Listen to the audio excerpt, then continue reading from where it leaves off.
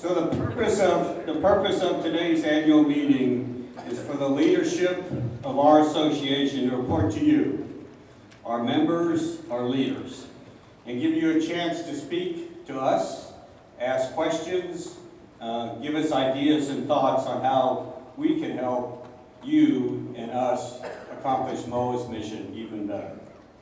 We want to tell you, and we will tell you about our activities, what we've done over the last year, and our plans for the future. Today, the members of the Board of Directors are here joining us today. Your board consists of 36 members from all services from all across the country. And they have devoted and are devoting a significant amount of time for the leadership and being able to guide this great organization. Today, joining me on the stage is Lieutenant General Dana Atkins, who is the President and CEO of MOAA, Colonel Jim O'Brien, who is the Chief Operating Officer, Ms. Regina Chavez, the Chief Financial Officer, Major General Joe Lynch, the General Counsel and Corporate Secretary, and Colonel Dan Mary, the Vice President for Government Relations. And I'd also like to introduce two former board members who are here today, Colonel Nancy Anderson. Where are you, Nancy? Colonel Nancy Anderson and Colonel Bill Cohen, Nancy, the class of 2014, and Paul from the class of 2012. There's Paul back there. Really, all of our current and former board members are, like you all, outstanding volunteers that really have played and are playing a significant role in MOAA and being able to help us accomplish our mission and to never stop serving. And we are very much delighted that you all came to join us today. And on behalf of the entire association, again, thank you very much for your personal time that you are taking to come and learn more about MOAA and to be able to help accomplish that mission. MOAA, now for the official part here. MOAA is a Virginia corporation, and I now call upon the association's secretary and general counsel, General Joe Lynch, to confirm that he has kept us in compliance with Virginia law regarding this meeting. And I'll also ask him to submit a proxy report. Joe. Thank you. Mr. Chairman, as required by Virginia law, we sent printed and published digital copies of the notice of the MOAA 2022 annual meeting, together with a ballot and proxy card, to the last known place of residence or the last email address of each and every voting member of the association. Of these, 24,674 were returned either by postal mail or by internet to the online voting site prior to the deadline of August 31st, 2022. Of the returned proxies, over 31,500, or more than 92%, were assigned to the Board of Directors, and some 405, or just over 1%, were assigned to other individuals. Should proxy holders who were in attendance today be called to vote their assigned proxies, they will be identified and polled at the proper time. Mr. Chairman, that completes my report. Thank you, Joe. The proxy report is approved. And with these legal matters out of the way, I now declare that this annual meeting of membership of the Military Officers Association of America is legally constituted and call the meeting to order. I'd also like to note for the record that the minutes of last year's meeting that was held in Alexandria, Virginia, were approved by the Board of Directors on 24 February of this year. So once again, it is a pleasure and indeed responsibility to report to you on the state of the association. And I am very pleased to report that MOAA continues to be the top and the most effective advocacy group representing the interest of the country's uniformed services. When you take a minute to reflect upon MOAA's accomplishments and what we do every day for those uniformed services, active, the retired, the veterans, the families, and their surviving spouses, it is easy to see why we are recognized as the most respected and the most powerful and the most successful organization advocating for the uniformed services. Last December, for the 15th year in a row, MOAA was recognized by the Hill magazine as one of the top lobbying groups and the only association, the only military association recognized within that list. This doesn't come easy. It comes with hard work from the entire MOAA staff, the government relations part of it, but also very, very importantly, each and every one of you out there that do this at the local level, the state level, and at the national level. And again, thank you for that very, very hard work. That has allowed us to truly be able to achieve a lot of great results. This year, our efforts obtained expanded health care and disability benefits for many generations of veterans who are exposed to harmful toxins during their time in service. We were able to generate bipartisan support for the promise to address comprehensive toxins, the PACT Act of 2022. This took persistent efforts to overcome many different setbacks as the bill worked its way through the House and to the Senate. That effort, including over 14,000, I'll say that again, over 14,000 messages, calls, letters, emails from you all in our MOAA membership, really made a huge, huge difference. But as we all would know, that we can't just rest upon our accomplishments. Going forward, we are facing an increasingly difficult time from a fiscal perspective within the U.S. government.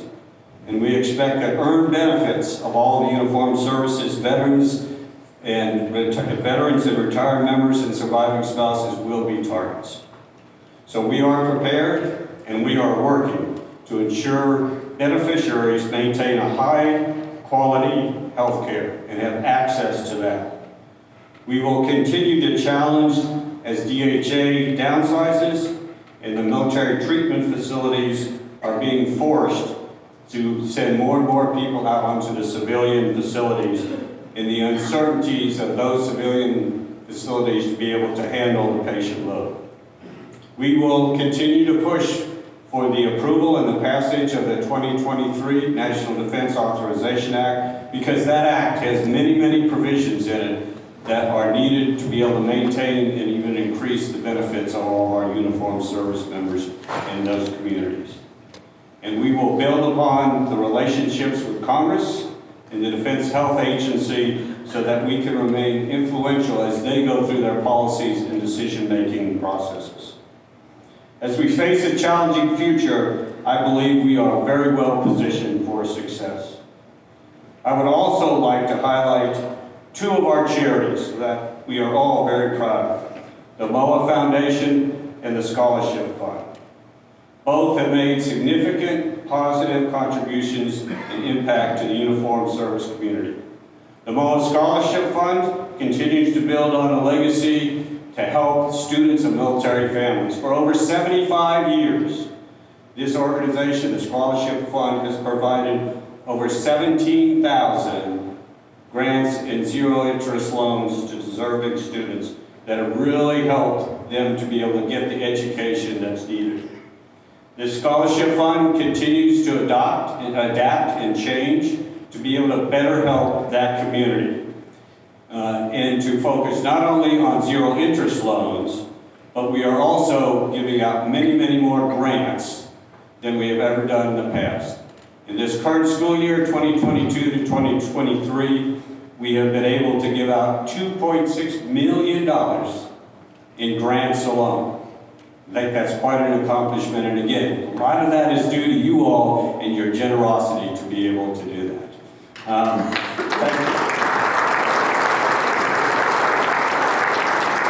I do ask that as you go back to your communities and all, that you talk about this scholarship fund and its availability. Believe it or not, we ran out of applicants last year to get zero-interest loans and grants. So we're working very hard to get the word out to all the communities that the grants are available, the zero-interest loans are available out there, and to apply for them. So again, great, great fund, great organization that is really helping. The other organization, the other foundation is the MOAA Foundation. And it's a young foundation, as you know, but it's committed to stand by the uniformed services by launching several different initiatives. The Crisis Relief Fund. This program helps uniformed service members, veterans, and their families in the wake of natural disasters and other type of catastrophic events. Since its starting, and just this past year in July, the foundation awarded over 60 one-time emergency grants to those impacted by various natural disasters, mainly the hurricanes in Florida. Additionally, the foundation awarded over $86,000 to MOAA charities and MOAA chapters and councils working in the local communities, each and every one of you out there. And this, I am confident, has really helped to be able to get councils and chapters to be able to run the programs, the very, very important programs in their area. Financial support for these two charities is absolutely critical, and particularly for the younger one, the MOAA Foundation. So I ask you to promote these. I ask you your personal support of these as we go forward. And you could always encourage people to go to www.moa.org/donate. It is a critical and it's part of our to be able to do this. The MOAA Foundation also works very hard, not just to give out grants at all, but they run transition programs, they work with spouse employment, and has done just absolutely great. And again, a growing foundation, I'm confident, will be as well endowed, has much money, and do many, many more programs in the future as it continues to go. From my personal perspective, I have found my service on the last 6 years, but I can't believe it's been 6 years. It just has absolutely flown by. But it's flown by because it's been great work, but it's also flown by, and most importantly, because of the importance of the work, but because of the people, the staff, the board members, and each and every one of you out there. So it has been incredibly rewarding and gratifying. MOAA members have dedicated their lives to the uniformed services and to the defense of our country. They and each one of you understand the importance of service and understand the importance of leadership. MOAA members have sent an extraordinarily talented and capable group of officers to serve as our members, to serve as our board members. After all, each one of you vote on these board members. They have demonstrated outstanding strategic leadership to keep this association focused on the future. We've also been benefited, as I said, from an extraordinarily dedicated staff of 85 folks who work in the headquarters in Alexandria, Virginia, who are passionate every single day about the MOAA mission and helping it accomplish its mission. Let's have the staff that's here today please stand up to be recognized. There they are, naturally in the back there. Great work.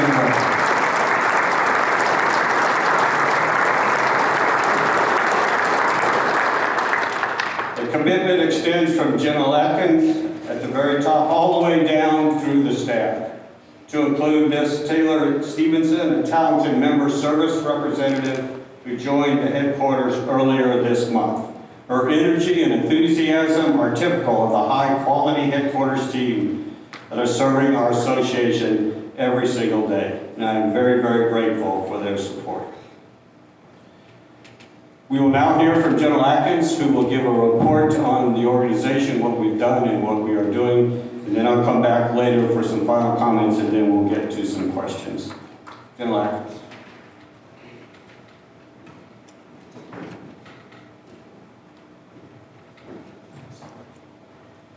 Joe Sharp, Joe North, and Joe Kelly, directors, respective directors, former directors, members and guests of the Military Officers Association, good afternoon and welcome. Now, as you arrived in our annual meeting of the membership today, we're showing videos that were produced by our investment portfolio manager, Goldman Sachs.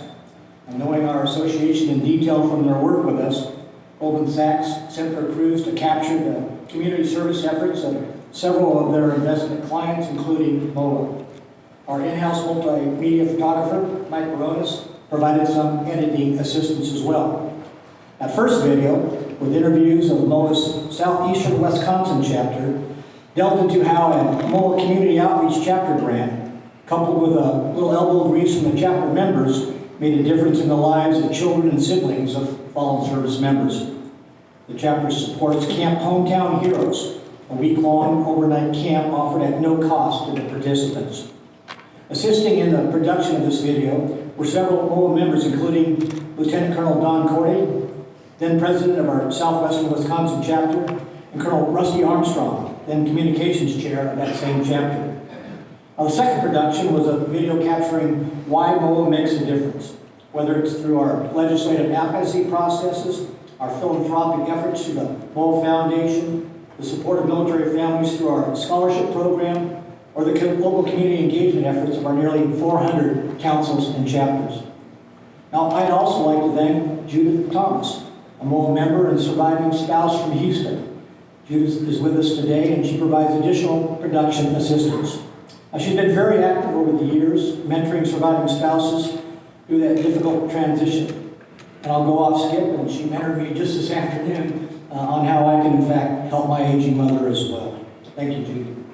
Now, if you're interested in showing any of these videos in your communities, please contact our communications team through our Member Service Center, and we'll be happy to provide copies. Continuing this in this meeting, an annual opportunity for our membership is to connect directly with the National Board of Directors and our leadership team. Your Board of Directors and the entire headquarters team work for you, and it's important for us to hear your concerns and address your priorities as transmitted to us today and throughout the year. Now, this is my 7th report to the membership on the state of our association, and while I'm not one given to displays of emotion, I can't help but recall some seminal moments across my 7 years as your president and CEO.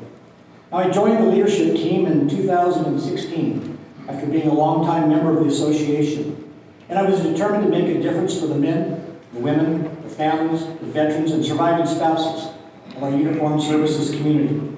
And just as I tried to do during my 34-year Air Force career. Now, I knew this was the preeminent association within the community of military and veteran service organizations. At that time, it had been named the top lobbyist by the Hill newspaper for 8 consecutive years. And I was following a chief executive who was widely admired and respected throughout the military and Washington communities. But the impact and effectiveness of our association was driven home to me even before I took the helm in January 2016. During an informal meeting on Capitol Hill, I met with then Congressman Jeff Miller, representing Florida's 1st Congressional District, and serving as chairman of the House Committee on Veterans Affairs. Jeff pulled me aside and reiterated how much he valued MOAA and MOAA's engagement on Capitol Hill. He went on to say, we have a small staff, and our ability to develop coherent legislative proposals is limited, but MOAA excels because they bring us solutions. And he continued, I trust and value MOAA above all other associations. You bring forward well-researched and defensible positions, but most importantly, you bring policy solutions. And our staffs are small, and we need this level of support to be effective and ensure fair representation, and MOAA does that better than any. And working collaboratively with key stakeholders in Democratic and Republican administrations, nurturing relationships with leaders of both parties in Congress, and with the support of our board members, council and chapter leaders, and many talented and dedicated headquarters team members, we have continued to earn top lobbyist recognition for 15 consecutive years and amassed an impressive record of legislative success. And when I started this job nearly 7 years ago, I had no idea how impactful our association could be. As I reviewed the list of shared successes from our work together since 2016, it's a significant body of work. It's easy to see why our marketing research consistently shows that our members rate advocacy as one of the top benefits of their MOAA membership. We deliver results that, in fact, improve people's lives. Now, focusing first on legislative achievements, the repeal of the SBP DIC offset in the 2020 National Defense Authorization Act, or the NDAA, stands out as a great win for our association and the military community.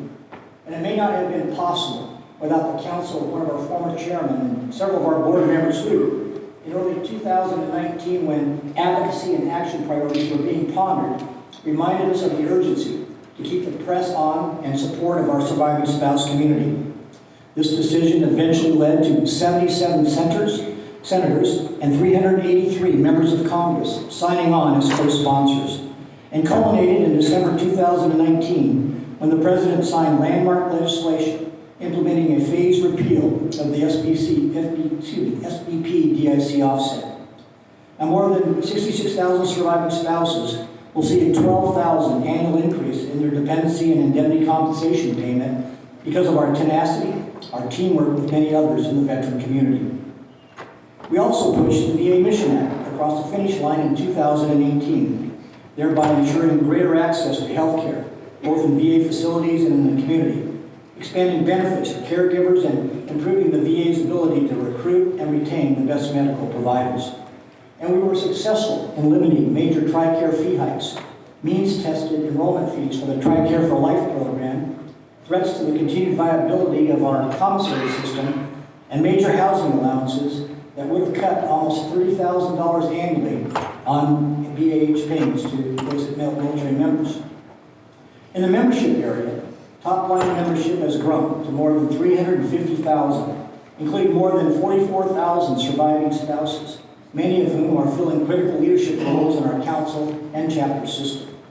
And while other associations saw significant losses in membership, MOAA stabilized and grew its one powerful voice, despite the pandemic and resulting economic shocks.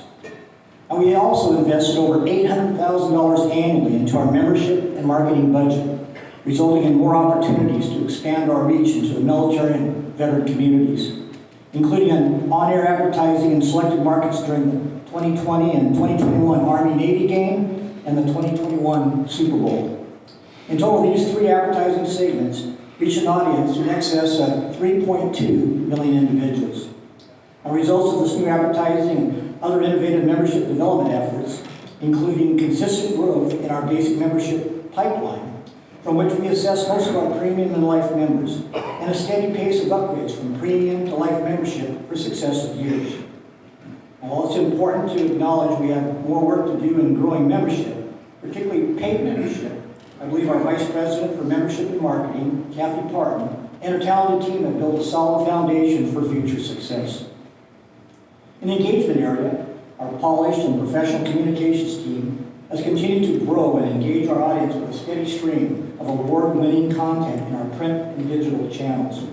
Our flagship publication, Military Officer, continues to earn industry recognition and high praise from members, with nearly 90% of recent survey respondents reporting that they have read at least a portion of the last 4 issues.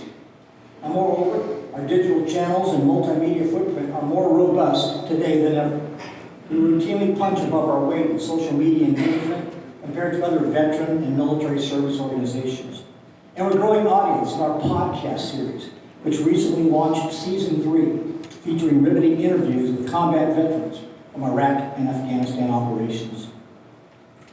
Our career transition and benefits education teams continue to engage thousands of members and prospective members each year.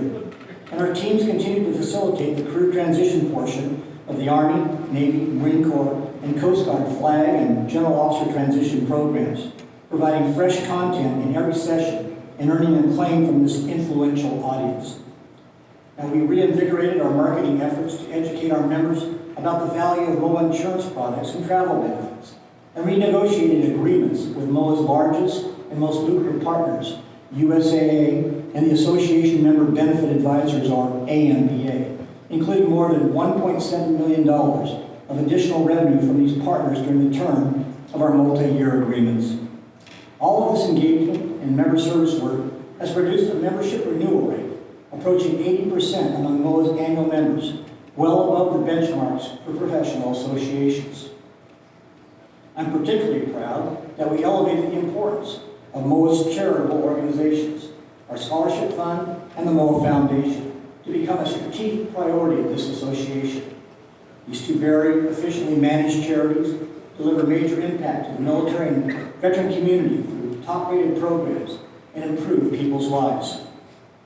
In 2021, 100% of our National Board of Directors supported both of these charities, and this year, nearly 2,000 MOAA members have chosen to support those charities as well. Our challenge is to always seek new ways and innovative ways to serve our target audiences and to effectively communicate our results in a crowded media landscape. Now, engagement through our council and chapter systems has also increased. Our chapter members continue to be our most dedicated and dependable members, having achieved major successes in their state-level advocacy efforts to gain more favorable tax treatment of military retirement pay and surviving spouse annuities, and supported our most recent virtual advocacy and action campaign by contacting all 535 congressional offices. In total, more than 1/3 of our documented legislative engagements have come from our chapter members. And our virtual chapter network has grown to 6 chapters with over 800 members. Now this, after the chartering yesterday of 2 of our newest virtual chapters, the Women and Family Advocacy virtual chapter and the Judge Advocacy virtual chapter. Now these virtual chapters are doing a remarkable job connecting MOAA members who are geographically separated but have common personal or professional interests. And a number of our virtual chapter members are also members of their local MOAA chapters. Now, turning to the resources required to support our operations, it has become quite clear across the association world that resources are limited, time is limited, but member expectations are not limited. These challenges are not exclusive to MOAA, and some of our members passionately defend programs that have demonstrated minimal return on investment over the years.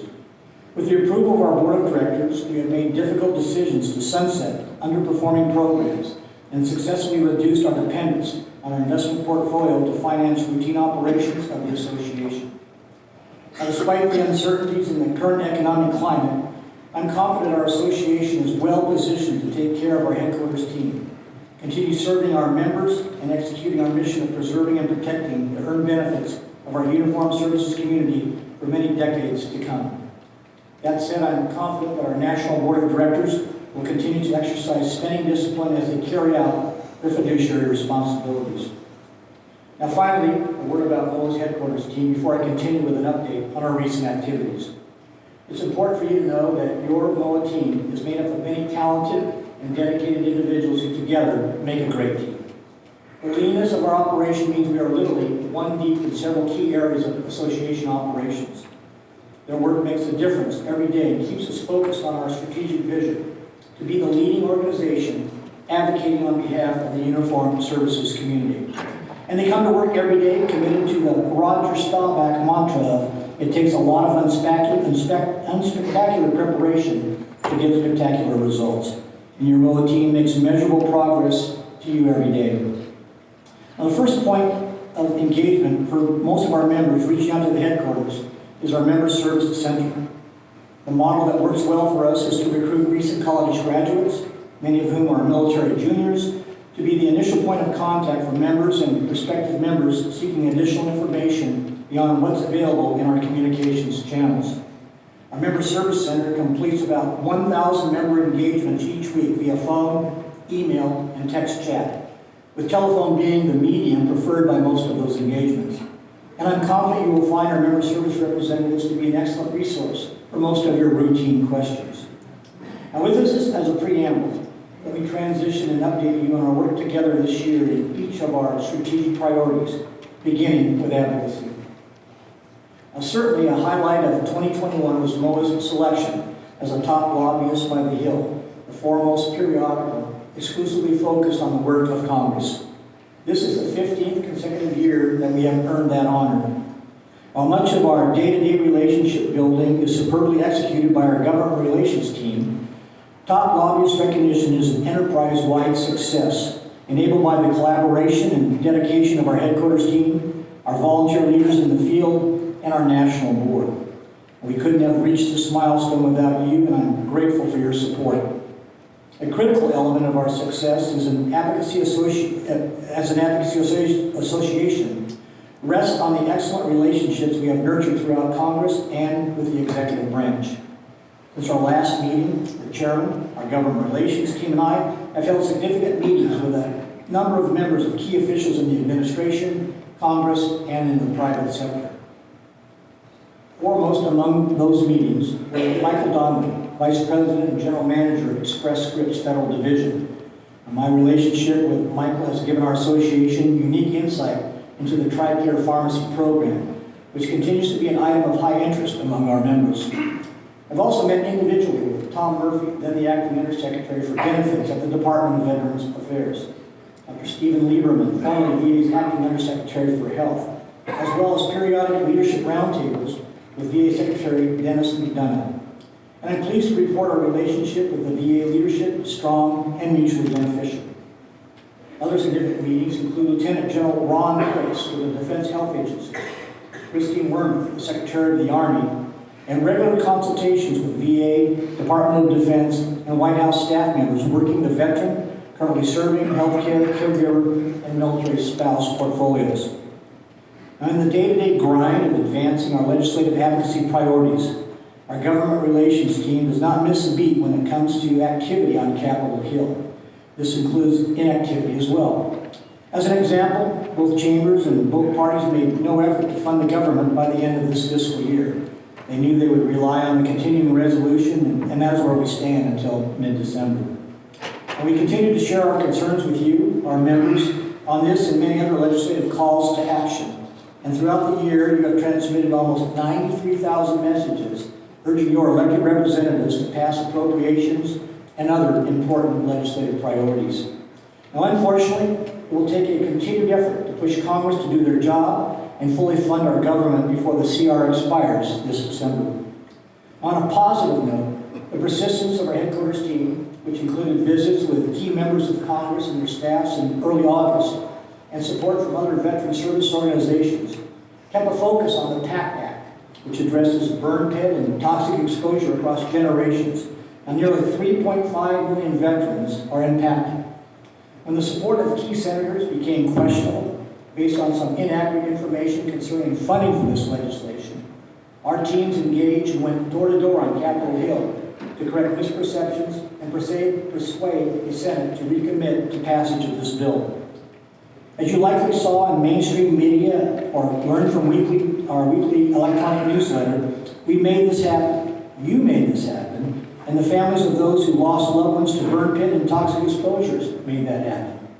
Now, when it's difficult to spotlight one key champion among the many who fought for passage of this legislation, the efforts of Corey Titus, MOAA's Director of Veteran and National Guard and Reserve Affairs, is worthy of special commendation. Accordingly, Corey is widely viewed across the veteran service organization community as a champion of the advocacy effort in support of this legislation. And it's a real honor to have him serving our association as a key member of our government relations team. And it was a special privilege to represent our 350,000 members at the White House on August 10th as the most significant expansion of VA healthcare in a generation was signed into law by the President. Now, shifting to a similar topic, and what we hope will be a similar result, the Richard Starr Act addressing concurrent receipt of military retirement pay and VA disability pay for those who are medically retired short of a full career due to combat injuries continues to gain bipartisan and bicameral support. Now, this is another example of the conviction of our team, combined with the efforts of the military coalition and others, which culminated in co-sponsorship from 67 in the Senate and 322 in the House. Senator Tester of Montana has submitted an amendment to the FY 2023 NDA to advance this legislation. And we continue to work with phones and offices to get this important legislation expanding concurrent receipt across the goal line. Now, transitioning to a second strategic priority of our association, membership continues to be a critical challenge. And I can assure you our entire headquarters team remains committed to finding solutions and new opportunities to strengthen MOAA's ranks. Throughout 2022, the membership and marketing team launched a number of initiatives aimed at bringing in new members, convincing current members to renew or upgrade, and introducing MOAA to officers who haven't yet heard of our organization and our vital mission. Last month, we partnered with USAA on an email campaign that reached 76,000 officers with an invitation to join the association as a basic member. And this fall, our exhibits and outreach team hit the road to ensure MOAA has been represented at military community venues across the nation where there have been large gatherings of officers. MOAA has been at Tailhook, AUSA, Naugus, AFA, and most recently the Army 10 Miler, to name a few. Now, these outreach opportunities not only heighten awareness of MOAA in a target-rich environment, but also give current and prospective members the opportunity to meet our staff experts and learn more about the value of membership. And our team is actively recruiting at these events, and over the course of 2022 has brought in nearly 1,300 members across all categories of membership: basic, premium, and life. And just this month, we launched our fall acquisition campaign, which highlights the successes of MOAA's advocacy and the potential of future threats to earn pay and benefits. email touch points, which have already brought in more than 125 premium and life members, will be followed up with direct mail to influence a greater response. I should also highlight the results of our brand research, which was conducted this past summer. Findings show that MOAA is now more top of mind in the uniformed services community than when we first conducted this type of research in 2020. And respondents' unaided awareness and familiarity with MOAA has increased. Our brand strategy appears to be making a positive difference. This is the first step in moving more officers toward paid membership. And looking forward, we're gearing up for a busy fourth quarter that includes content marketing, influencer marketing, brand awareness initiatives, national advertising, our Beyond Basic Member campaign, and more. All of these efforts are focused on building trust with prospective members and moving them through the pipeline from basic membership to paid membership categories of both premium and life membership. Shifting to an update on our council and chapter system, you've heard me reiterate on multiple occasions how much I value the continuing contributions of the nearly 39,000 national members who have affiliated with a local or a virtual chapter. We're thrilled to be hosting many of you today at our annual meeting of the membership and then later tonight at our Levels of Excellence Awards dinner.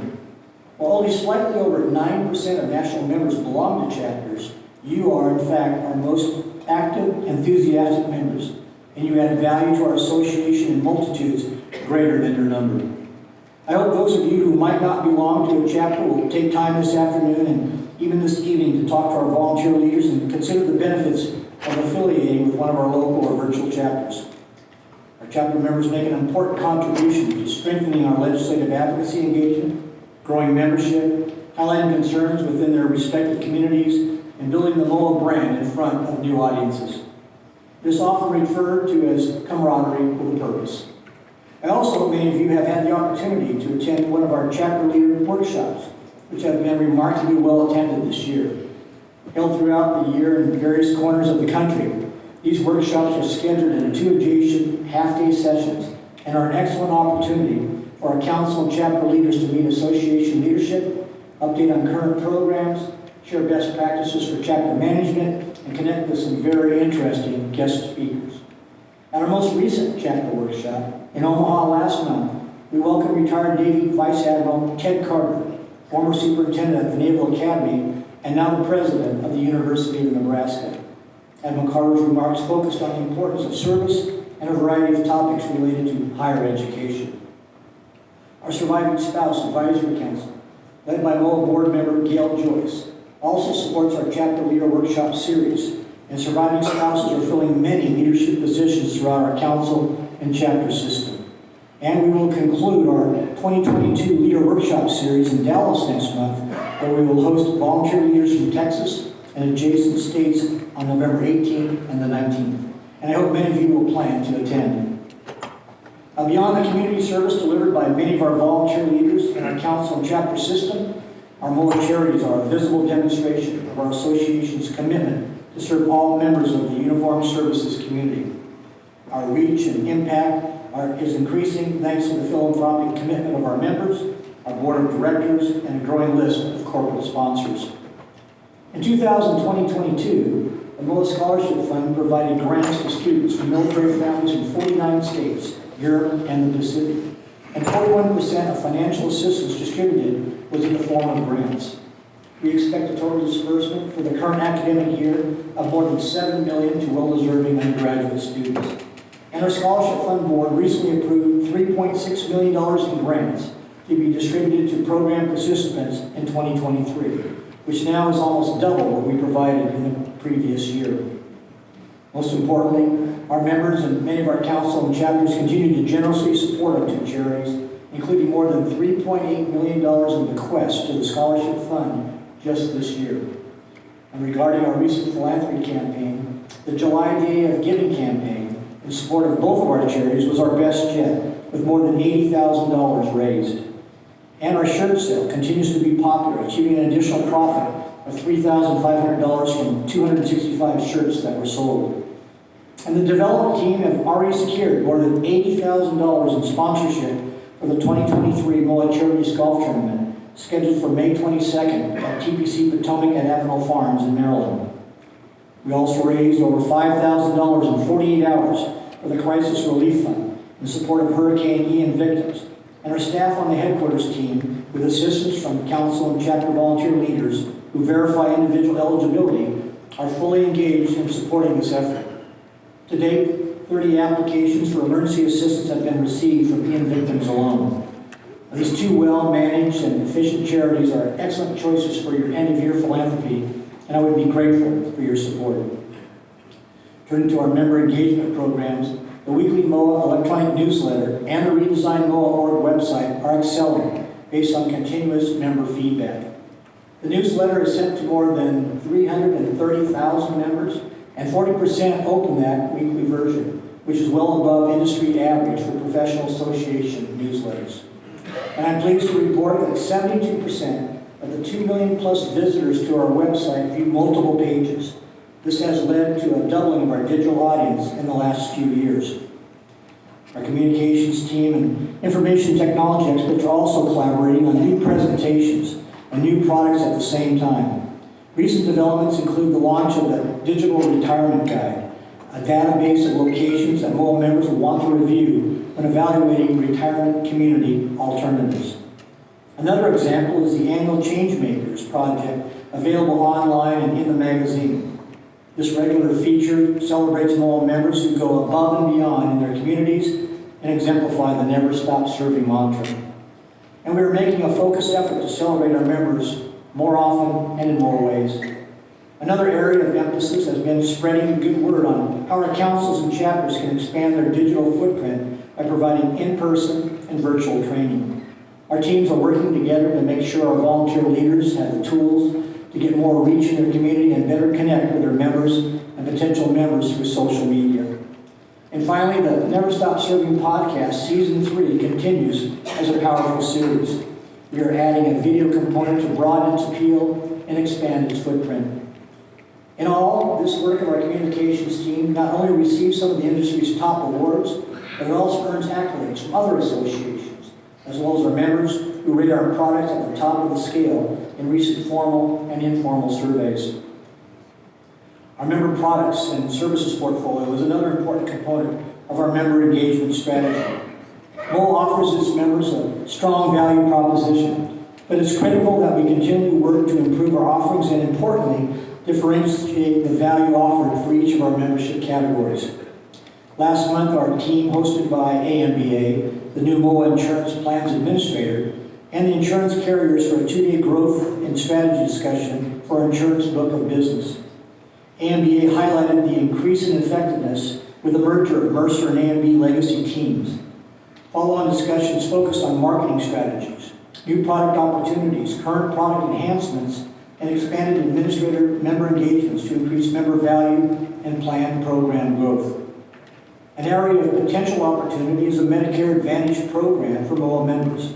We have a lot of exploration to do, but we have the right people in place to ensure a thorough analysis of this possibility. Looking beyond the changes in our insurance portfolios, we've been pleased with the initial success of the new MOAA store. We're working with our new partner, YGS, and we have introduced new products and collaborated on our marketing efforts. And I'm pleased to report the MOAA store now is projected to earn more than 3 times the revenue in just 10 months than we did over 6 years with our previous partner. Please visit the store if you haven't already, and I think you'll be impressed with their inventory. And I'm also pleased with the performance of the MOAA Vacations in this post-COVID environment. Business is steady. In September, we embarked on the long-awaited tour of Germany, a land tour of Oberammergau and Oktoberfest that was postponed from 2020. And looking forward to 2023, we are back to the pre-pandemic pace with a MOAA group event hosted by our own very own formal National Board member Bob Sir to Vietnam, as he and a group of Vietnam POWs celebrate 50 years of freedom. Mike Moronis, our MOAA videographer, will be traveling with this group to capture the historical significance of this trip 50 years after the release of these genuine American heroes. In 2024, we'll host 2 signature cruises from Paris to Normandy in recognition of the 80th anniversary of the D-Day landings. The first sailing has already sold out, and the second sailing has limited cabins available, so act now if you're interested in this cruise. Additional travel opportunities are being developed in close collaboration with our valued travel partner, who is here and can answer any travel questions that you may have. And so far this year, we've introduced partnerships with Chewy's, Pet Supplies, Office Depot, and Avis and Budget Rental Cars. And on other recent additions to our portfolio are pods, portable on-demand storage, which many of you have probably seen in your neighborhoods, and Everplans, a digital estate planning platform that allows for the storage of personal documents.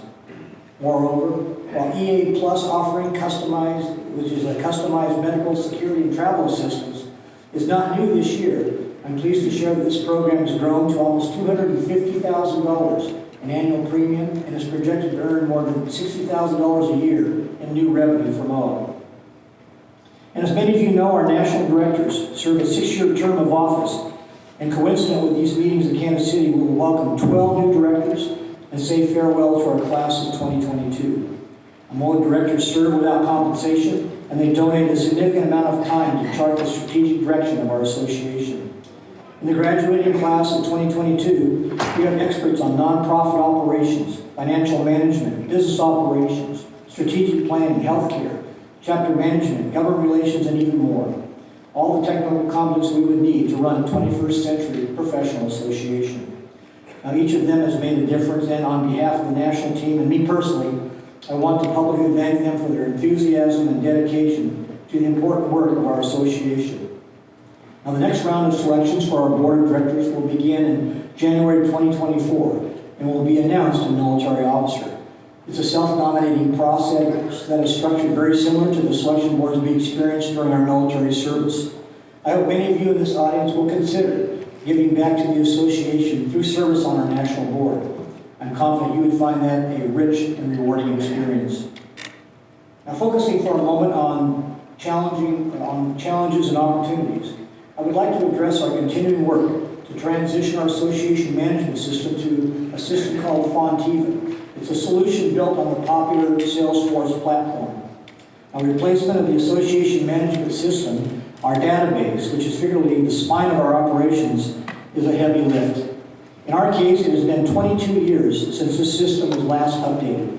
And in the language of a fighter pilot, we are literally flying an F-4 in the age of an F-35. We were at the mercy of outside contractors for support, and the old system was not particularly user-friendly. I know many of our chapter leaders looking for improvements in our community module are frustrated by the slow pace of this transition. The good news is we have the right people focused on this project, and our consultations with other organizations and outside experts, we know we're not in a unique situation. Now, all association management systems require customization, and in our case, donation and financial management systems require complex integrations.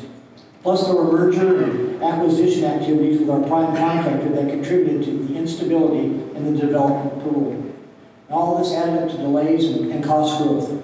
But we're on track for a first quarter 2023 go-live date, and the new system will be fully integrated into our back-office systems, support an improved committee module, and deliver a higher quality donation experience for our MOAA charities. Another challenge for our leadership team is managing and responding to the increasing number of our members choosing to engage with our association leadership team on a range of highly emotional public policy issues that are far outside of our expertise in uniformed services compensation and benefit issues, and where our membership, just like the general public, is clearly not of one mind. And in my judgment, the social tension is nearly as high today as it was during the Vietnam era. My imperative in navigating this minefield is to avoid taking any action that would further divide our membership and to remain focused on our core mission and our legislative priorities where our members are in fact in strong agreement. And in your regular meetings with your chapters and other association venues, it's important for you to reinforce the imperative that this association has advanced significant portions of our legislative advocacy agenda by always being prepared for that next vote. This requires credibility and trust with leaders of both parties. Were we to take positions on socially divisive issues far outside our expertise and unrelated to our core mission, we would in fact alienate 50% of Congress and cripple our effectiveness in one area of this town where we routinely achieve bipartisan consensus, supporting adequate pay and benefits that underpin the viability of the all-volunteer force, and delivering earned benefits for veterans and survivors. I believe this imperative is critical to maintain our record of legislative advocacy success and incline the next generation of currently serving officers to join our ranks. Now, to close, as I approach the end of my time as your president and CEO, Laura and I are profoundly grateful for the opportunity that you gave us to never stop serving. Now, with the exception of 4 years in the publishing business immediately after I left active duty, my entire professional life has been spent in service to our country.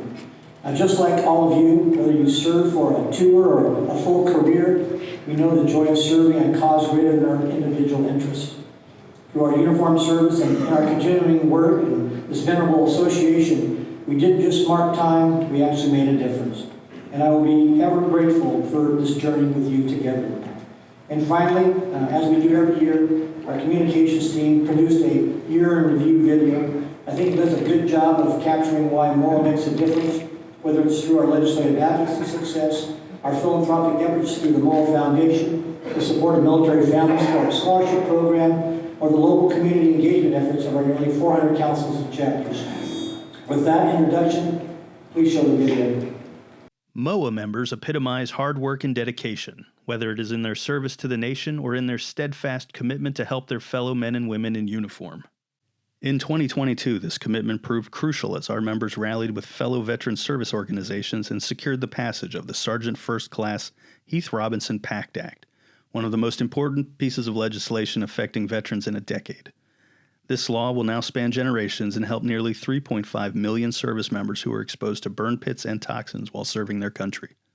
This success could not have been possible without the unified voice of our members and fellow service organizations, and it was not the only significant advocacy effort in 2022. Once again, this year we launched our nationwide Advocacy and Action campaign. MOAA members contacted every congressional office with either in-person or virtual meetings to gather support for our legislative priorities, along with sending thousands of letters. Thanks to our members' advocacy, lawmakers are showing a strong level of support for the Major Richard Starr Act, and as of October 5th, we've secured 319 co-sponsors in the House and 66 in the Senate, marking the most traction on concurrent receipt legislation in 10 years. Major Starr, who fiercely advocated for combat-injured veterans to receive the full disability and retirement benefits they are entitled to, died in February of 2021 and was buried at Arlington National Cemetery on September 13, 2022. His widow, Tanya, carries on Major Starr's fight for concurrent receipt. Both the House and Senate support a 4.6% pay raise to match the Employment Cost Index, and still being considered as an additional boost to account for rising inflation. Arlington National Cemetery remains on our scope. MOAA has engaged DoD and the VA on the draft eligibility reduction and is working closely with lawmakers on a bipartisan, long-term solution to maintain the benefit for those currently eligible for full military honors. And the bipartisan Coast Guard Authorization Act of 2022 would guarantee pay during a government shutdown. In addition to the Coast Guard, MOAA continues to support pay during shutdowns for U.S. Public Health Service and NOAA Commission Corps members. Membership remains strong at more than 350,000 members. With growth in the basic membership category, we successfully introduced MOAA to more officers and continued to build our pipeline for premium and life membership. Our national ad campaign, Strength in Numbers, served as a key membership driver and effectively highlighted the power one more member brings to our advocacy efforts. We also enhanced our Beyond Basic campaign, showing our free electronic members the value and importance of premium and life membership levels. And with the introduction of our Member Value campaign, we have reinforced the value MOAA offers to all members. As we close out 2022, MOAA will continue to be a force on the road and online with a strong presence to introduce our brand to the uniformed services, reinforce the value of membership, and grow membership. In the post-COVID environment, MOAA Vacations resumed traveling, venturing out on a Douro River cruise and a trip through Germany. 2023 is shaping up to be a busy travel year with trips planned for Vietnam, the Columbia River, the Canadian Rockies, and Iceland. Additionally, the MOAA store is up and running with new inventory in stock, as well as items for council and chapter members. Member Deals has expanded to include several new brands, including Chewy's, Avis Budget Rental Cars, and Office Depot. Pods and Everplans are also new additions to our portfolio, with many more under consideration. MOAA national staff went on the road for outreach. Staffers attended 25 conferences and 75 military class graduations in 2022, including AUSA, NAUGUS, AFA, and Tailhook. MOAA's council and chapter system has returned to in-person gatherings, and visits from national staff and board members are back in full swing. The council and chapter affairs team is focused on providing our local and virtual chapters with the tools for success and ensuring all MOAA members have access to an effective local affiliate that facilitates grassroots advocacy, impactful community service, membership growth, and camaraderie with a purpose. MOAA also added 2 more virtual chapters and 1 geographic chapter in 2022. Virtual chapter membership now tops 700 spread over 6 virtual chapters, and nearly 39,000 of our national members are active in MOAA's system of state councils and local chapters. In addition to monthly virtual chapter leader roundtables to share information and chapter management best practices, there were 5 in-person volunteer leader workshops in 2022, visiting Orlando, Tacoma, Raleigh, Omaha, and Grapevine, Texas. Chapters throughout the country have performed impactful community service with support from the MOAA Foundation in the form of more than $86,000 in community outreach chapter grants, addressing local community needs, and $10,500 in crisis relief grants so far, and we stand ready to assist those affected by Hurricane Ian. It was with the success of the COVID-19 Relief Fund, the MOAA Foundation in 2022 launched the Crisis Relief Fund to continue supporting those in the uniformed services community who need financial assistance during times of crisis or in the aftermath of natural disasters. The generosity of our members led to a tremendous golf tournament in the spring where we hosted teams at TPC Potomac at Avenel Farms and raised $115,000 in support of the charities, followed up by another successful MOAA Day of Giving in July. The Scholarship Fund is seeing significant growth and opportunity for military families. Grants have increased from about $1 million 5 years ago to about $3 million in the 2022 to 2023 school year. We continue to engage our members and the entire military community with dynamic digital and print communications. Military Officer Magazine earned more national accolades in 2022, standing among top associations noted for design and editorial content. Our articles reached millions through our website and digital newsletter, and we continue to offer new content like Season 3 of the Never Stop Serving podcast, where we deliver first-person storytelling of heroism in modern war. Our communications team also traveled to visit with council and chapter leaders in 2022 to provide social media best practices so our local leaders could grow their own audiences online. The Member Services Center maintained full continuity of service amid remote operation and the transition into a hybrid working environment, fielding over 44,000 engagements with timely, responsive customer support through multiple channels, including phone, email, online chat, and physical mail.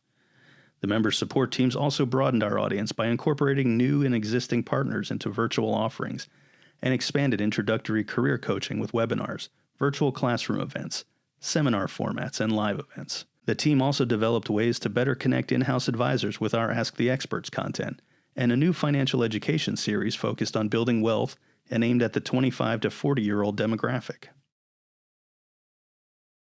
As 2022 winds down, MOAA bids farewell to President and CEO Lieutenant General Dana Atkins, U.S. Air Force retired, and welcomes aboard new leadership on January 1st.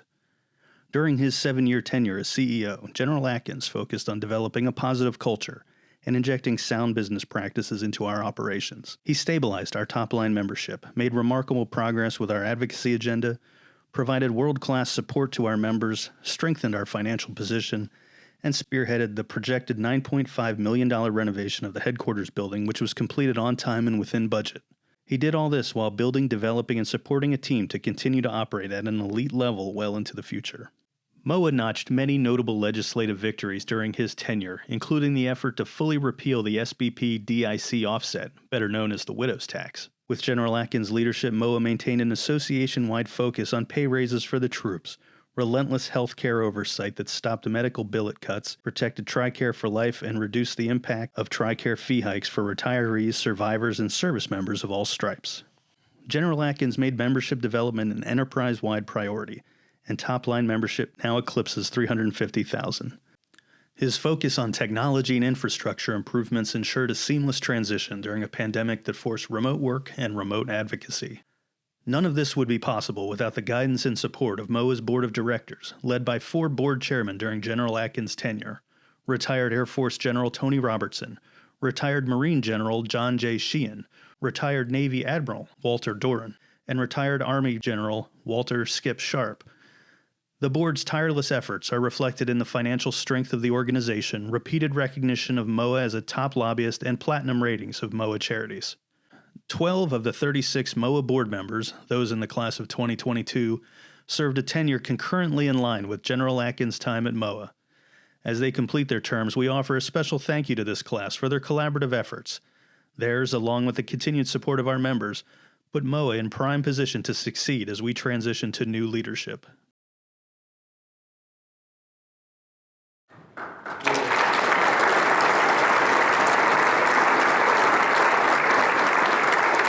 Great work, Dana, and I think everybody in here clearly sees how successful this organization is and will continue to be in the future.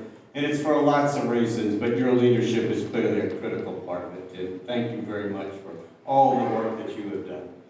Next up, we will have General Lynch report on this year's balloting resolutions. Joe. This year's Resolutions Committee was chaired by Lieutenant General John Regney and included the following members: Rear Admiral John Bailey, Colonel Sam Boone, Chief War Officer Leela Jackson, and Captain Jim Murphy. When they met pursuant to your appointing order, they recommended the board approve 7 resolutions, and the board did so. These resolutions were then presented to the voting members of MOAA on the ballot that accompanied the August 2022 issue of Military Officer Magazine.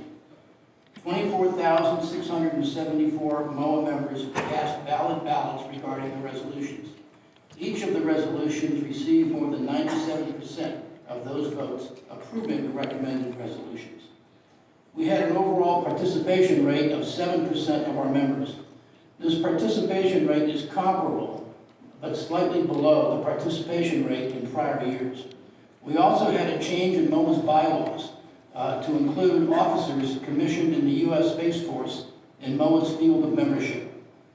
Once again, 24,674 members cast ballots regarding the bylaws change, and more than 96% of those votes approved the recommended change. Mr. Chairman, that completes my report. Thank you, Joe. Thank you, Joe.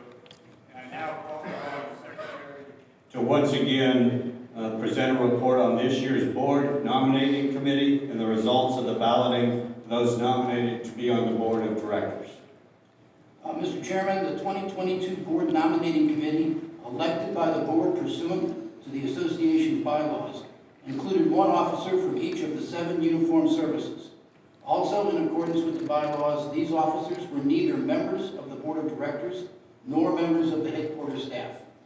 They were charged to select 12 nominees to fill prospective vacancies on the board of directors and to provide a slate of nominees for submission to the membership for its consideration.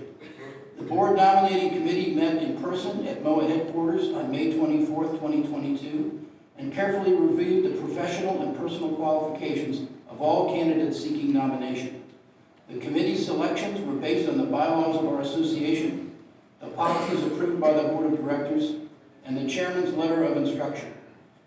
I now invite everyone's attention to the slide displayed on your screen, which lists the 12 directors select, and I report to you that each nominee received at least 98% of the votes that were cast, approving their nomination to our board of directors. Mr. Chairman, that completes my report. Thank you, Joe. And indeed, this class, as I said at the lunch, is incredible. They had 73 applicants that applied for this, a very, very difficult choice.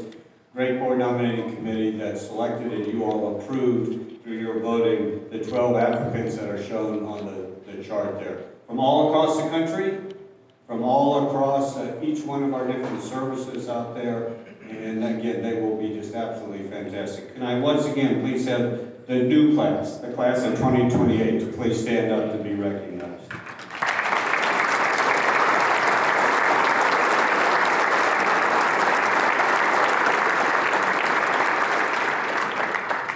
I would also like to have the class of 26, not been recognized here yet, but the class of 26, if you all could please stand up.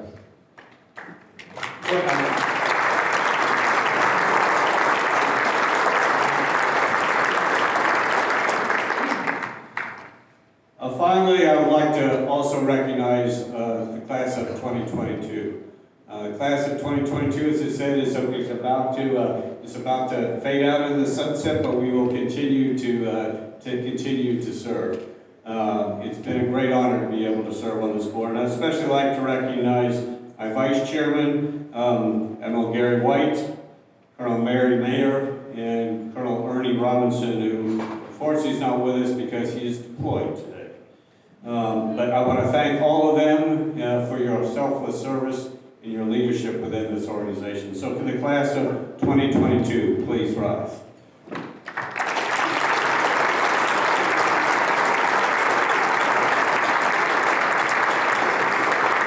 And as I get ready to depart as chairman, General Gary North will take over the chairman tomorrow morning with his class.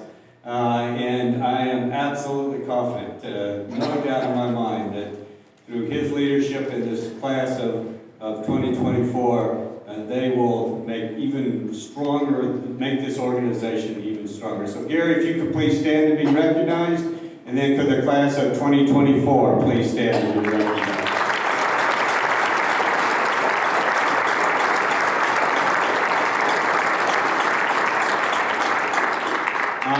As you have seen and heard, Dana's going to be leaving in the beginning of January.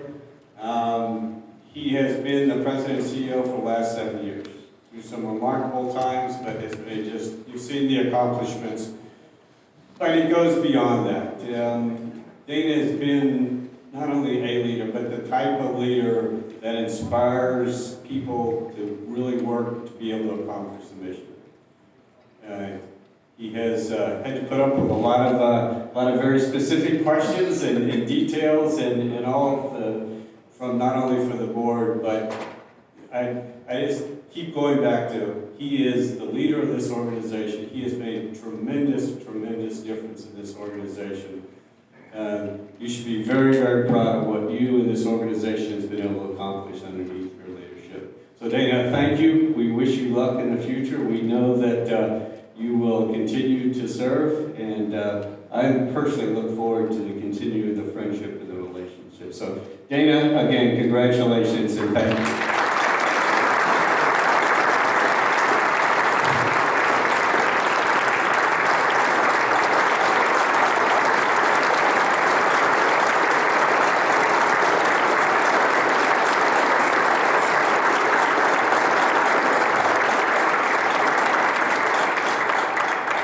And Dana has done great work, but we had selected the next president and CEO, Lieutenant General B.K. Kelly, who recently retired from the Air Force as the A1, a lifetime member, strong advocate, brings great knowledge and experience with the issues of our military, our veterans, and our surviving spouses.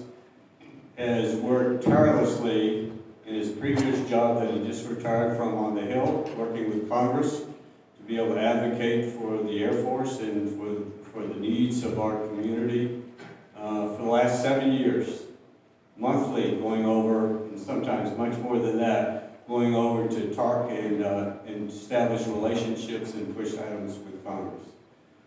But most importantly, and this came through very, very clear on that, when we interviewed him and many other great candidates, there were over 92 folks who applied to be president and CEO. But BK was clearly the top selection, and what we really saw on his, when we interviewed him, the four-star panel interviewed him, is just such a strong desire to serve. And a strong desire to continue to do what he's always done through his whole career, is to be able to help, support, make our nation stronger, our military stronger, and support veterans, their families, and surviving spouses. So we're excited to get BK aboard, and BK, if you could please stand up so everybody can recognize you.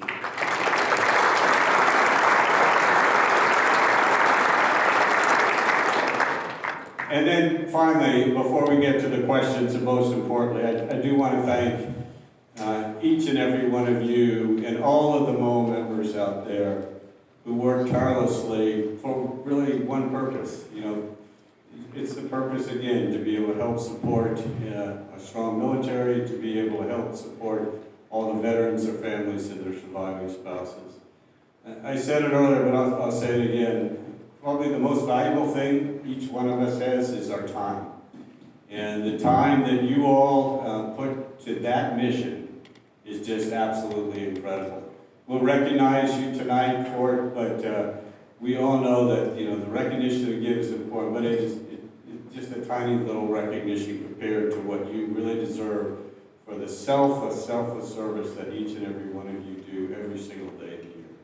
I personally thank you, the entire board thanks you, and the organization thank you. You make a huge, huge difference, and thank you very much for that. I do ask that you continue to push to make sure that people understand what MOAA is doing, who we are, what our mission is, and what we've been able to accomplish. We're doing great as far as overall membership. I'd like to get some more paid membership to move forward. And I think when people understand the effectiveness of this organization, it requires money to do that. It requires money to be able to have, you know, the most outstanding staff, to be able to do all the connections and everything. So I ask you to continue to advocate for our military, but also to advocate for membership in the Military Officers Association of America. Okay, we are now at the time that we are ready to open the floor to new business and to questions, ideas and all. And if you have questions, some of them I believe have been submitted. Okay, we've already got some questions. We'll go through the ones that have been submitted first. And then there'll be somebody with a microphone or to come around and to be able, if there's, when there's Paul Frost, where's Paul? There's Paul back there. If you have additional questions, hand them to him, and then we'll be able to answer those too. You going to be the reader today, Joe? Well, no, I would say submitted a question in advance of the meeting starting. You're asking the question? No. Oh, okay. You know, this is from actually Cy Simonson, who's the president of the Texas Council of Chapters, and it's a good question. He asked, the chapter's policies and procedures guide recommends that chapters and councils have insurance. Can you discuss whether it's necessary for councils to have D&O insurance and liability insurance? And giving the usual lawyer-like answer to a question like that, I have to say it depends on a risk assessment. And if you start with D&O insurance, the question is, does your organization have any real money that somebody's going to care about? You know, if it has a scholarship fund that's got $500,000 in it, then maybe people will really care about that and will watch very, very closely how the board of directors administers that fund.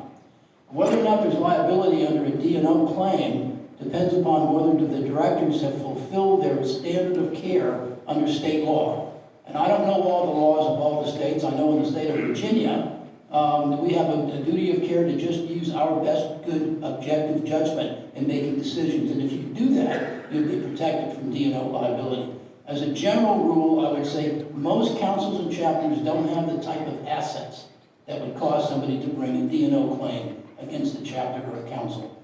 It's not like a privately owned corporation where you often have these contests between the investors and the founders over the corpus that's been put into that corporation.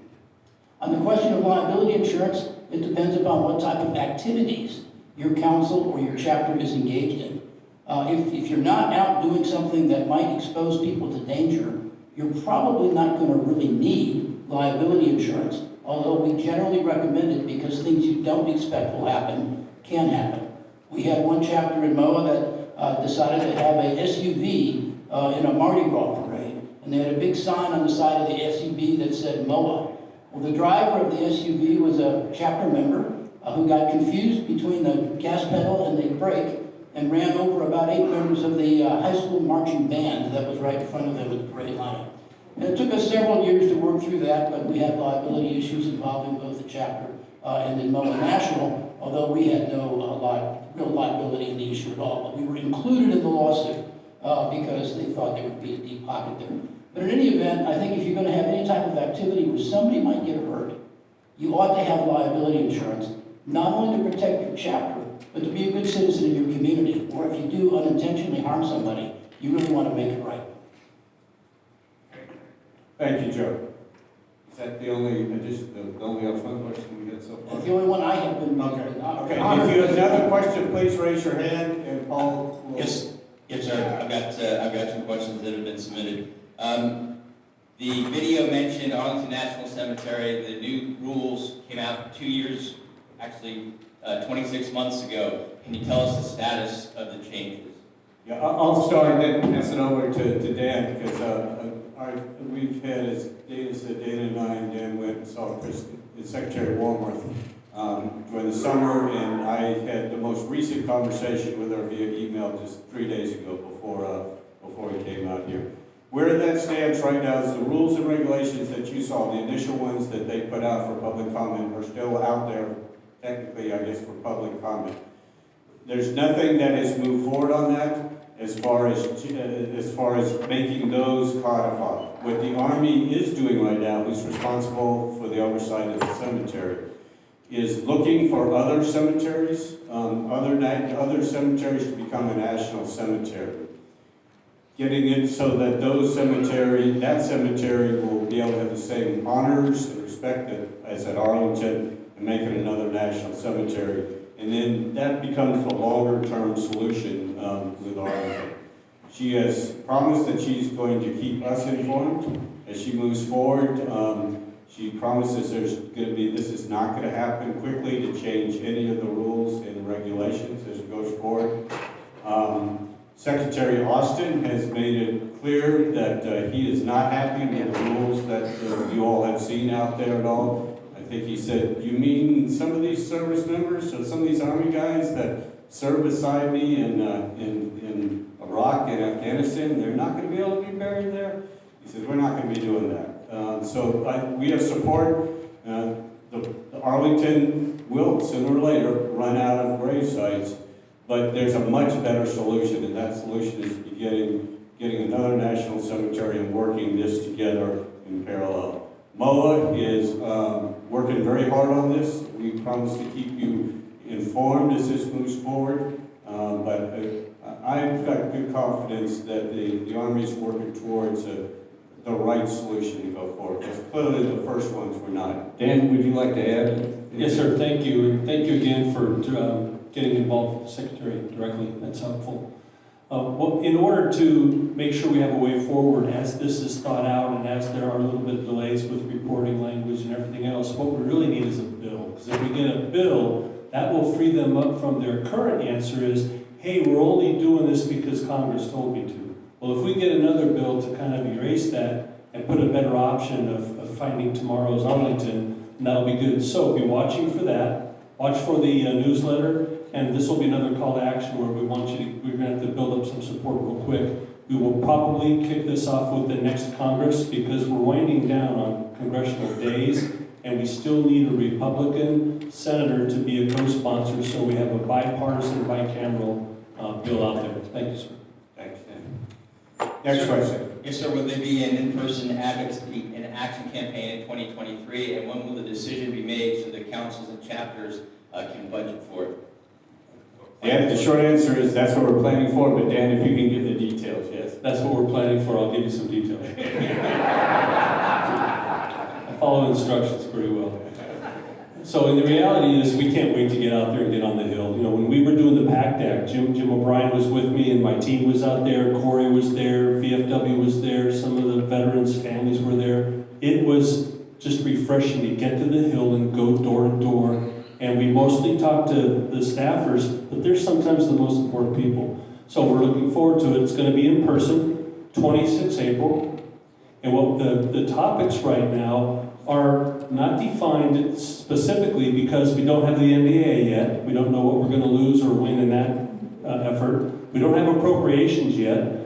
And if they do something really bad and project continuing resolution well into the year, we can't go to Capitol Hill in April if we're still under a continuing resolution and not talk about that. That's going to be the most important thing right in front of us. So there's a few things. Generally, if everything goes to plan, we're going to emphasize what you've heard already a couple of times here. Recruiting and retention, the all-volunteer force, and what are we doing to help inform those folks on the Hill? Only 17% have ever served, but we've got to make sure they understand the importance of taking care of the troops. And I think General Regney had a quote from Secretary Kendall just recently saying, it's all about taking care of the troops, daycare, child care, health care, those things matter the most. And we're going to quote General Brown, if you heard his speech. I got like 3 or 4 words from him. our people, what did he say? He said, we're gonna cut it. People are our advantage. And we're gonna use that a lot. You're probably gonna see it on a banner pretty soon, so that's it. Great, thank you. And I will say that, yes, we really hope to be able to do that next year, but to my view, it's not an either or. Yes, there's great advantage, and we will go do the advocacy in person on the Hill. I'm confident in that, but what we're able to accomplish on the virtual side, each and every one of you out there, has been also just remarkable. Because as I said in an earlier remarks, 535 offices, and we've touched each one of them in the last 2 years through that mechanism. So I would say we'll work this. That's a great day. We get so many members to go up there, but as you will do, I'm sure, continue to work it every single day of the year too. Next question. Yes, sir. Members asking about consideration given to having grandchildren eligible for the scholarship fund, as many of our members don't have high school and college age children. Jim, you want to take that one?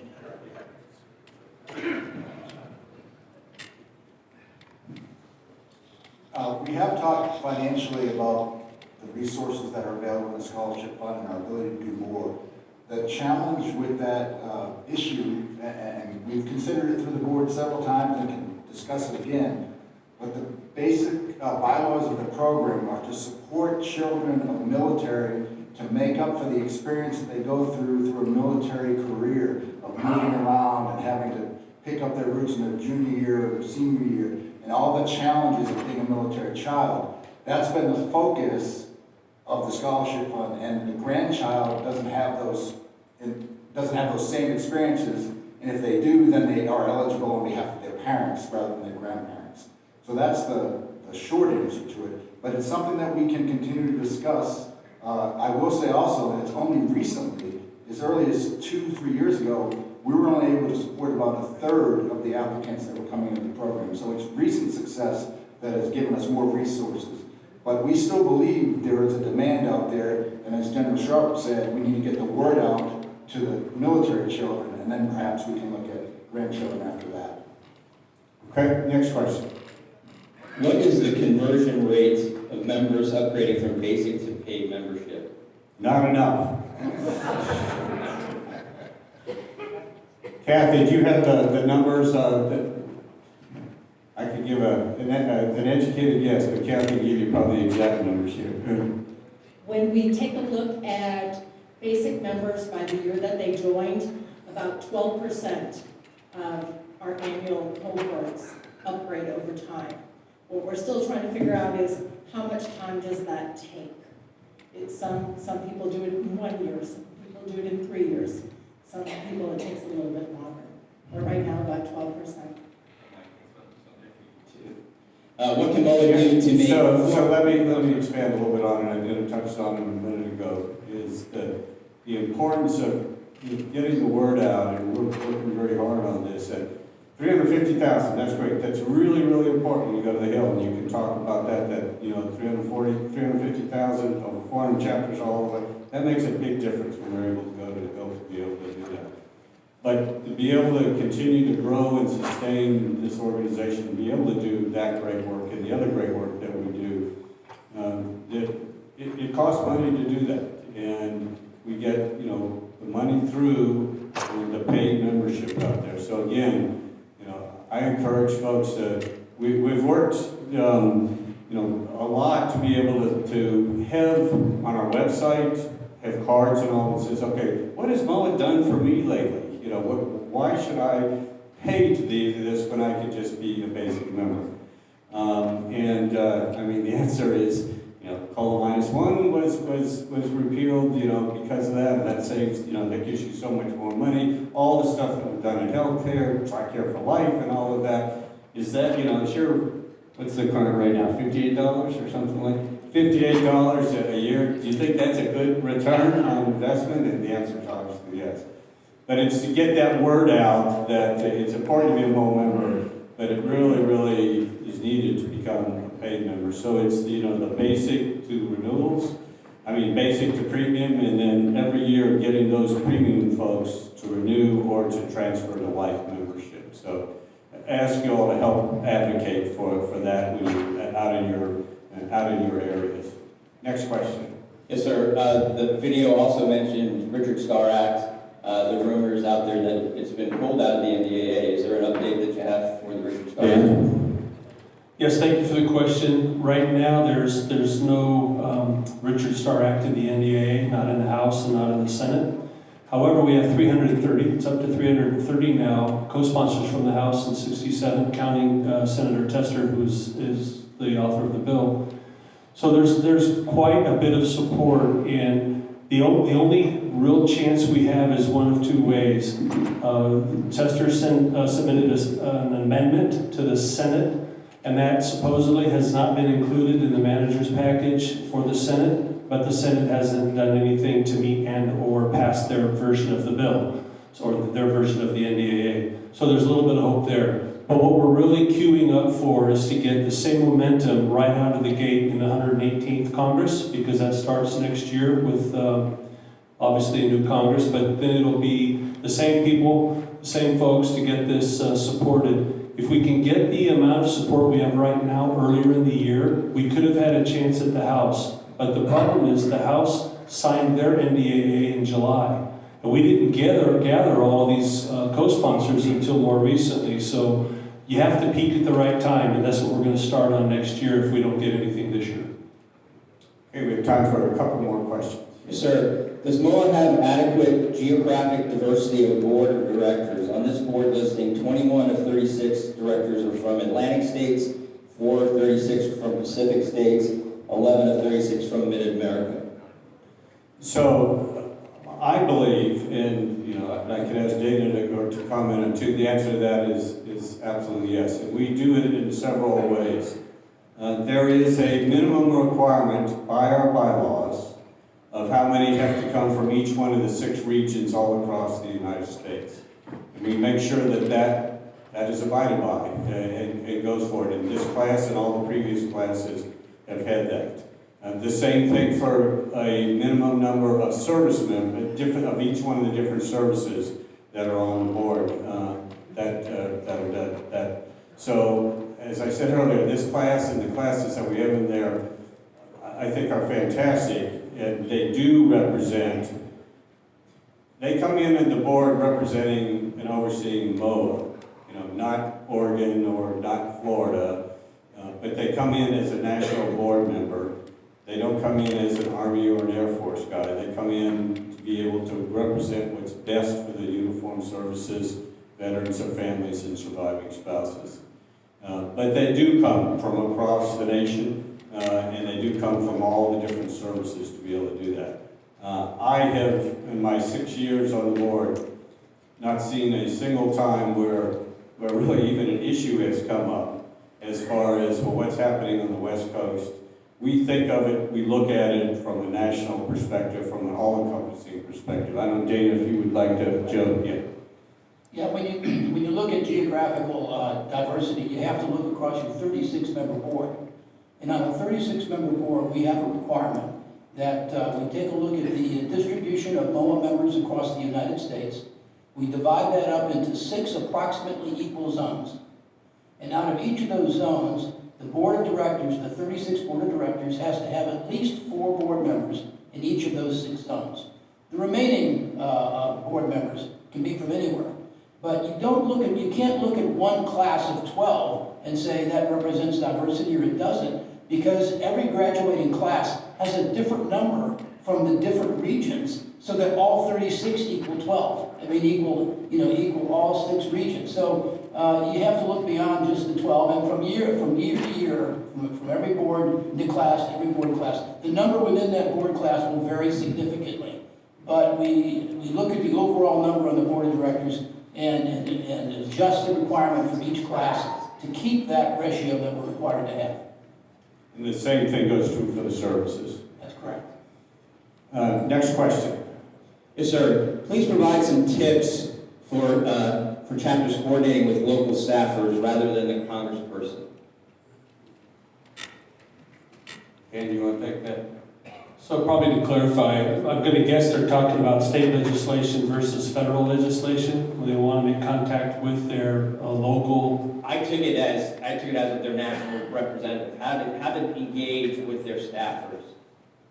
And there's a number of ways you can do it through our Legislative Action Center. We have all kinds of tools there for people to use. And again, earlier on, we talked about making sure that you register in quorum as one of our registered advocates. It helps us collect data and make sure that we're keeping track and telling everybody how they're doing. So if they want to contact their members of Congress, they can get all that information at that Legislative Center, and they're more than welcome to make calls, send letters, or even go visit in person anytime. One more. What is MOAA doing on TRICARE for Life for our military families and retirees as DoD reduces medical services and pharmaceutical products as the local civilian entities are beginning to refuse acceptance of TRICARE for Life beneficiaries? Right, I'll start this and ask Dan and maybe his experts to get into a little bit more, to get into more of the details. This healthcare access is now, and I think will be for the future, for the foreseeable future. If not, I personally believe it's going to be the top advocacy thing that MOAA is going to have to be working on. I recently attended an Army yearly retired 4-star conference, and we talked about Ukraine and China and all that. But what took the most audience participation, we had 60 4-stars that attended this, half virtual and half live, from all across the country, living all across the country. The two biggest things that we talked about the most, that had the most participation, was access to health care, and the second is recruiting and the viability of the all-voluntary army. So it is across the board. Everybody, I think, recognizes that this consolidation in the DHA is facing some real challenges. The access, because of that, is very challenging. But I asked Dan to lead where we are and what we're doing in that. Thank you, sir. I also, other than listening, I delegate. I am fortunate, we're fortunate. We have Karen Rudicelli here. You probably know her, you've seen her article. She's in the back and she's going to answer that. Go ahead, Karen. Thank you, Dan, and thanks for the question. Let me start by saying we recognize how valuable the healthcare benefit is to everybody in this room. For many people, depending on their health status, it may become even more valuable than actual military retired pay over the course of your lifetime. So we make it a top priority to protect that benefit. One other thing I'll point out before I get into the specifics of what's going on with TRICARE is that MOAA is unique amongst military service organizations. Only MOAA and NMFA have a staff member dedicated to military health care. This makes a huge difference. The complexity of the benefit, in my opinion, really requires somebody to be dedicated to understanding it so that you can effectively go on the Hill and make arguments for why it's so important to maintain. So I just want everybody to understand how unique MOAA is in that respect. Now, getting to the question, there's two components of the healthcare benefit. There's the direct care system of military hospitals and clinics that have the dual mission of medical readiness of troops, I'm an Army spouse, the medical readiness of service members, as well as training uniformed medical personnel who are ready to support operations, as well as the provision of beneficiary care, which everyone in this room, I'm sure, has experienced. That system has been under threat for many years now. Congress instituted reforms with the fiscal year 17 NDAA that gave the Defense Health Agency administration and oversight of all MTFs, which is the equivalent of a huge merger of this system that used to be managed by the services. That in and of itself would be a huge, huge undertaking for any organization. But on top of that, they've charged DHA with right-sizing the system, which is another word for downsizing the system. The intent there is to find efficiencies, to save costs, to get the system more focused on readiness. And MOAA would never stand in the way of an enhanced focus on readiness. However, we know that there's a limit to how much the civilian healthcare system can absorb. Because if the direct care system is downsized, folks who are using it are going to be transitioned out into the TRICARE network. And we know there are limits to what that system can absorb. Over the past several years, the arguments that we've taken to the Hill have evolved in regard to protecting the direct care system. Of course, we emphasize the importance of the readiness mission. The fact that you can't just put uniformed medical personnel in civilian hospitals and expect them to get the training that they need.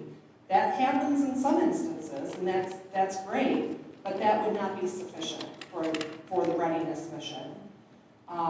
We have talked about, and we have talked about the importance of the healthcare benefit to military families, how important it is from a readiness perspective that a service member who's deployed can count on their benefit to be there to take care of their family members, and how important it is to the overall culture of the military to have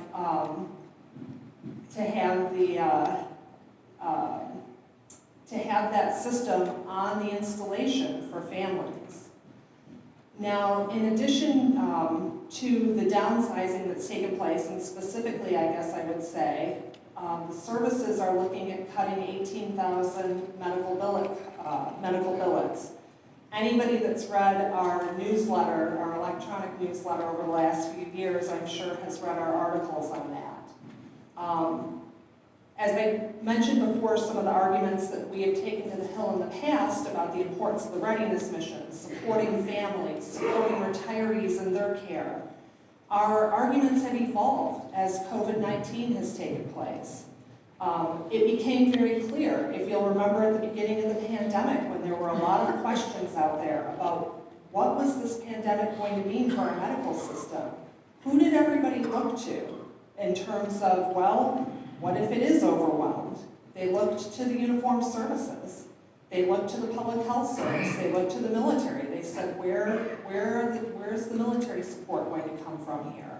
So that underscored the importance of surge capacity in the medical system. As the pandemic has evolved and we've seen the long-term stressors on the healthcare system, we know that that system is under pressure. A lot of clinicians have left their positions, and there's a lot of questions about whether or not there will be sufficient capacity for the folks who are currently using the system, let alone people who might be transitioned out of military hospitals and clinics.